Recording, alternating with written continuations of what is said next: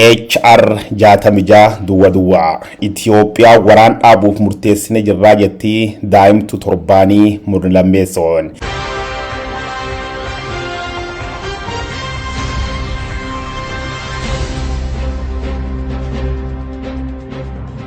Waraan Tigraay tay wali bu'ins biyyatti keessa deemuu jiruun dhukaasi dhaabbate mariinuun dammatti jalqabamoon karaan gargaarsa namooma bana godhame itti gaafatamillee warrooti akka dalagan irra mirkanaa'u qaba. Kun ta'uu baannaan dhorka viizaatiif qabeenya furguggeessee deeggarsa nageenyaatiif liqeella cuffisan dhowwadha kajetti Ameerikaa wiixne seeraa 66 duwwaa ifoomsuun Itoophiyaa gooluu irratti argama. Deeggartooti Abiy Ahmadiitiif gareen Shaabiyaa waan muddam fakkaate kaadireef kaabineen labsiin kufatau qabjechuun daboyaamti diasporaan hiriir mormiitiif deeggarsaa Abiy Ahmad limmo uummata tarkanna miidhama waaqa sodaadhaa bokka qobadha jechuun karaa ergama adda David Satterfieldiitiin bulchiis Baayidenii watwaata jiraachuu isa qophaa'amna. HR 66 duwwaa mormitootaaf abdii deeggartoo sirnichaatiif bowwa mataa katay seerri Tom Mali Works kullamiile Eertiraatiif Itoophiyaa baklama qoodu wala nyaachisu eegi jalqabe torbaan lakkoofsiisuuf guyyaa jaffarra targaamna. Nulleen duub ajanda daa'imtu torbaan kana godhachuun irra geeraruuf murteessine jirra. Beeltsiginnaan gargaarsi namooma uummatti Tigraak dhaqqabuuf dhukaas dhaabe jiryo jettu garee Maqalee mootummaan shifta jedhuun eegi jettan nullee mormin qabni jechuun isaanii dure oduu torbaan kanaati. HR 66 qawwee laf kenna jirra guyyoo waarii abba jirmaatiin.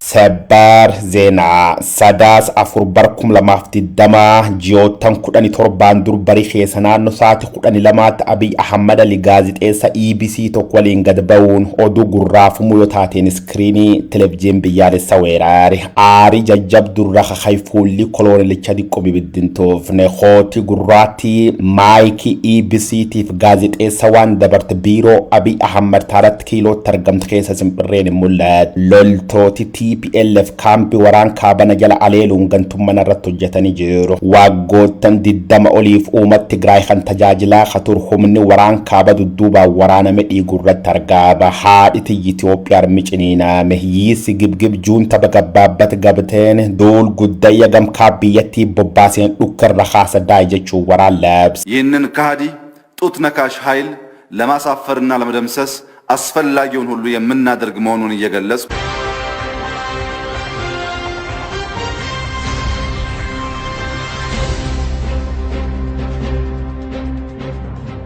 Tankiin girrifte kilaashiin qaqawwiis dhiirti rukkiftee biyyiti soda jabduu weerara garee faashistii Abiy Ahmad lafteenna bobbaaseef Tigraay bakka waala malee bakka biraan qabduun deebii korma diblis baasaa uummata Tigraay Dr. Dabratsiyoon Gabra Mikaa'elii ijoollee Mallas Zeenaay wal diddeebuuxe wal baasuun duulli hamaan akka kubba miilaatti hawwiin ilaalama Itoophiyaatti eegalame. Waraa raayyaa ittis biyyi Itoophiyaatiif humna adda mootummaa naannoo Tigraay raayyaa ittis biyyi Eertiraatiif adda bilis baasaa Tigraay humna adda mootummaa naannoo Amaaraatiif milisha mootummaa naannoo Tigraay EBC Waaltaa Faanaa OBN'if dimtsa wayyaane fajidduu godhameen TPLF misaayiloo 3 oliin Baardaariif Asmara fayoo dhabanaaf gareen Abiyyiif Isaayyaas immoo Horommi TPLF kanneen akka Baay Xaayyeetiif Suyyum Masfin fajjeesuun Abboo Sibaat Naggaa faalleen qabamanii Qaallittiitti argaman.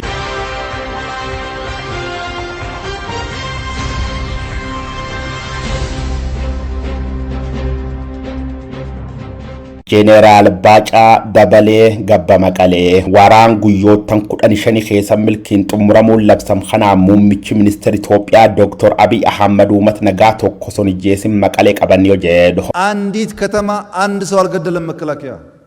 የማንም ሀገር ወታደር ቢሆን ከዚህ በለጠ ብቃት ማሳየት አይችልም። ራጋሌን ቶክቶክ ኸልማን ትግራይ ጋዜጤሲቶታፍ ሎቢስቶት ገሜይ መቀቀበን ከኔን አክ ማርቲን ፕላውቷ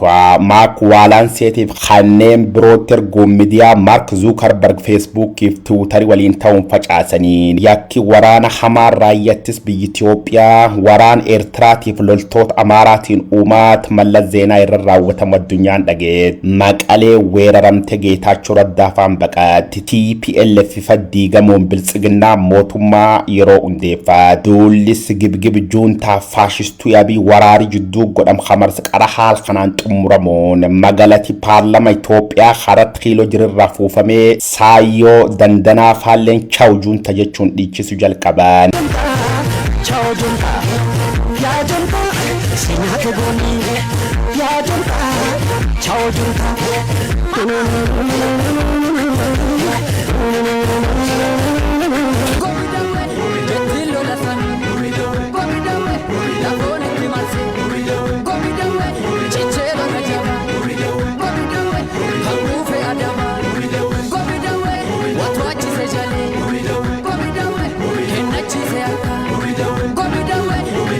Adwa gunturin dhaabbilee mirga namoom idil addunyaa kanneen akka Human Rights Watch, Amnesty International fi Committee for Protection of Journalists Fund daabii Itoophiyaa keessa dhala namaatiif gaazexeessitoota walabarra godham jechuun dhaabbilee gurguddoo akka gamtaa Awurooppaa dhaabbata mootummoota gamtoomaniitiif Ameerikaa faatti mataan warri kun cufa dooleen bulin dhiibbaa mirga namooma jiraachuu waan dhageenyeef miidiyaalee walabaatiif akka balbalti banamti cimsine gaafan jechuun mucaa Abiy Ahmad dheeraa bilbilaa wareersaane sababa rakkoo nageenyaatiif namu seensisuun dandayachuun addunyaa mansiitu khayaal gaareen Dr. Abiy Isaayyaas afaa warqafaan dhiibbaan itti jabaatte jennaan miidiyaalee addunyaa torbaaf balbal saaquu waan osoo yaadamin godhan fakkaata xurii hedduu Itoophiyaaf warri Abiy gardhagaa'uun barbaanne addunyaan bu'aa daawwachuuf dirqamti jechaan jimlaa dheed Maariyaam Dingilaa loltoota Eertiraatii warji lamantaar turirra raawwachuu gaazexeessituun Central Cable News nima fi bigar TV biyyales Joe Biden itin addunya dhageessif. A bloody jacket, some rope used to tie the victims, shoes worn by a Sunday schoolboy. The haunting remnants of a brutal massacre in a village in northern Ethiopia's Tigray region.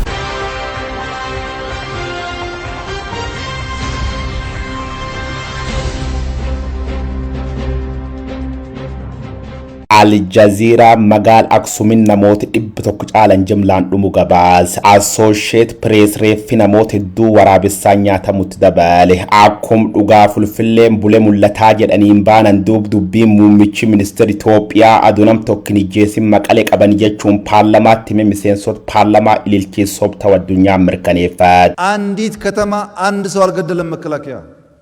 የማንም ሀገር ወታደር ቢሆን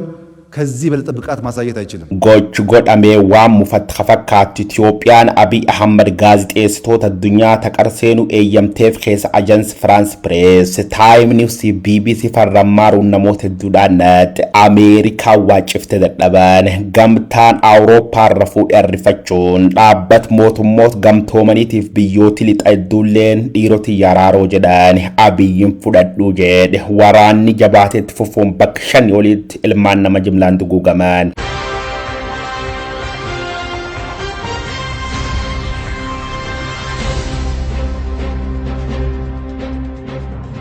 Amerika waan artifakkaat armat tarcumme luqqifat aduu guyyaa har'arra jalqabe qondaaltota Eertiraatiif Itoophiyaa ta duriitiif taammalle qoqqobbi viizaatiin jaanjessuuf murteessa jira qondaaltota Itoophiyaa ta duriitiif taammaa qondaaltota Eertiraa ta duriitiif taammaa hooggantoota nageenyaatiif miseensota garee liyyuu haayilii naannoo Amaaraa miseensota adda bilisa baasaa uummata Tigraay hawaraan Tigraay keessa daba hojjetaniif warra ka gargaarsi namooman dhaqqabnu gufutaan cuuf labsi imaamat mura qoqqobbi viizaa dhibbalamaaf kudhani lam cufa sadiif cufa caatiin gagaggabsu barbaada labsiin tunduub isaan qofa dontaane maatii warraalle ha'aleelti taate rakkoo Itoophiyaa kee jirtiraalchisuu yeroon garojii seenne tarkaaffi fudhannammaan taana kanaaf biyyooti addunyaa hundun wardofuun gar Itoophiyaa irratti tarkaanfi cimsuuti irra hormi ministeer aajal Ameerikaa Antonio Blinken jedhe. As you know, forces from Eritrea that are there, and we have forces from an adjoining region, Amara, that are there.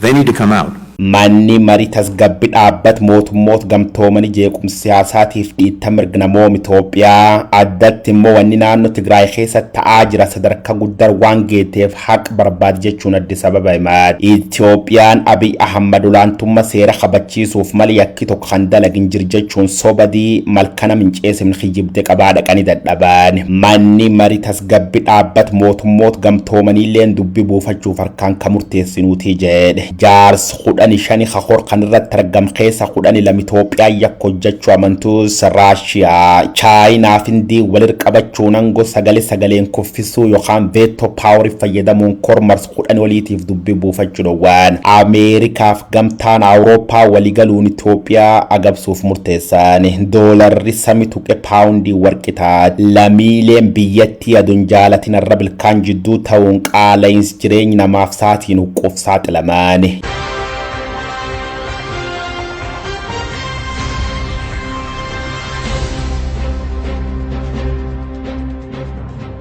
waraanni eegi jalqabe ji 8 sorratti argamna TPLF biyya nyaatte ka'uun kara dubbi hima isiitiin qiyaama buufnaa jet waadaalle eedde guyyoot muraas keessa loltoot Abiy Ahmad bifaaraa weeraruun maqalee deebifte to'aad Abiyyi ximmoona gize kenneef jechuun deddeebiin sobu yaalulle dubbiin akkinni karoorsin taane booji'amtooti waraan Itoophiyaa loltooti lakkoofsaan kumja caalan magaala maqalee keessoofamuun egzibiishinii dhiyaatan Itoophiyaan birri biiliyoon 100 baasu amanuun kiisiin na duwwaa jet.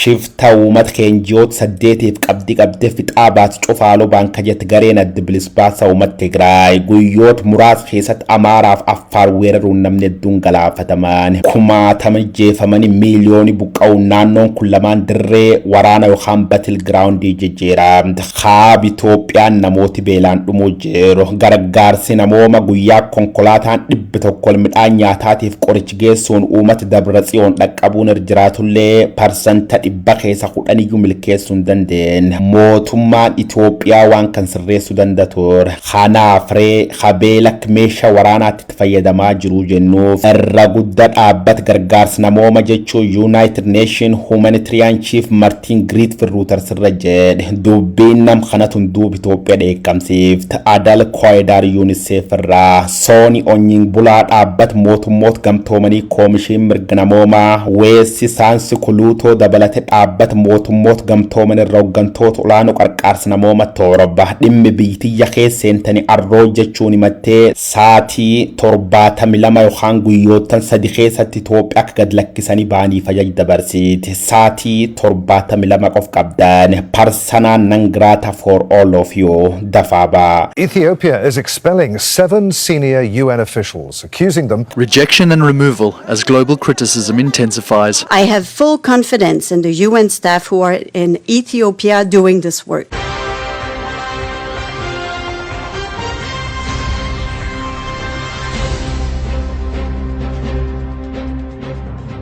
shaneef juunta maqaan jedhit moggaafamuun paarlama Itoophiyaatiin taargaan shororkeessummaa khatmaxxanfamtii TDF waraanni bilisummaa Oromoo marii taasisan torbaan lamaan booda marroon Associate Press irra dhiyaachuun akkas jedhe amma furmaati jirmootummaa kana afaan inni dubbachuu barbaad qofaan dubbisuun angorra qilee kaa'u kan irra TPLF waliin furmaa umne jirra qubqabaadhaan dhoof kaabaan Tigray Defense Forces kibba jiddu galeessaaf lix Oromiyaa irra boon haleela mukhajal qab Itoophiyaa waraanaan tortoru reefilmaan nama lafa jees mootummaa naannoo Amaaraatiif gareen federaalaa humnittis Tigraayiif waraanni bilisummaa Oromoo garee lamijaarrachuu wal qoraasuu kaan kaaba gar jiddu galeessaatti lix ba'aaf kibba gar Finfinneetti humalunda godhatti gareen adda bilisummaa Oromoo Finfinnee fuuldeeffachuun dhufuu jirraa jeetti.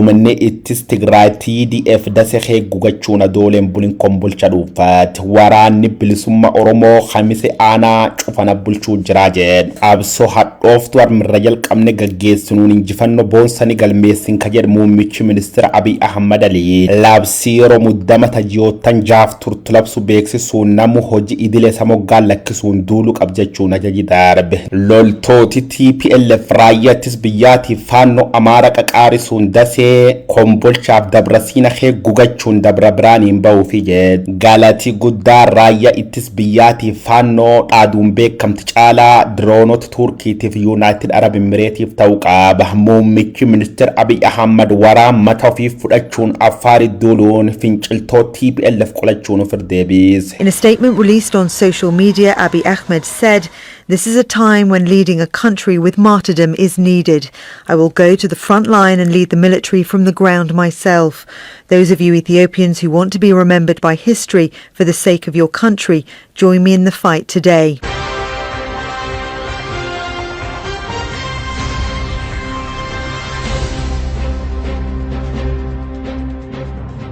Dhukaas dhaabuuf murteessine jirra mootummaan Itoophiyaa waraankaa biyyattii godhuu jiruun qarqaarsi namooma dhaqqabuuf dhukaas dhaabuu yoo beeksisu gareen addi bilis baasaa uummata Tigraay jechuun TPLF illee mormiin qabuu jedhe sababa waraan ji'oottan 17 kanaan qotatanii bocachuulleen ulfaattu waan taateef uummati Tigraay beelaaf rakkoo namooma hamtuuf saaxilamus addunyaa watwaataa turte midhaan faranjiin ergituuf tokko biringaan kaan karaa saamamaan kaan immoo Affaariif Amaar keessatti ittifamuun namni garaachaan bira dhumaa ture kanaaf addunyaaf dhaabbileen gargaarsa Abiyyiif bulchiisisa himatu biltsiginnaaf miidiyaaleen isaanii garuu TPLF daandii cufee jedhu jaalaqabumirra haafte waraana kun akka furmaata argatuuf mootummaa Itoophiyaa muddaa turte United States wiixne seera HR 66 duwwaa jedhamte beeksisuun dhiibba siyaasaa yoo jabeessitu tajaajilli communication mootummaa ibsa Khamis waaree booda baas jedhanii mootummaan Itoophiyaa lol dhaabuuf murteessi jechuun isa torbaan kan kee dhagaa ibsi mootummaa Itoophiyaa kan hordofe duuba haal qabatama lafir jiruun uummati keen qarqaarsa argattaanaan nageenyi qarayyuu mormaan turre tussi dhaamne jira kajetti garee Maqalee harka mootummaan jiddu galeessa diriirsee fi jedhan simachuu waraan dhaabuuf murteessan. Ethiopia's government declared an immediate truce with rebellious Tigrayan forces. Ethiopia's government on Thursday announced what it called an indefinite humanitarian truce.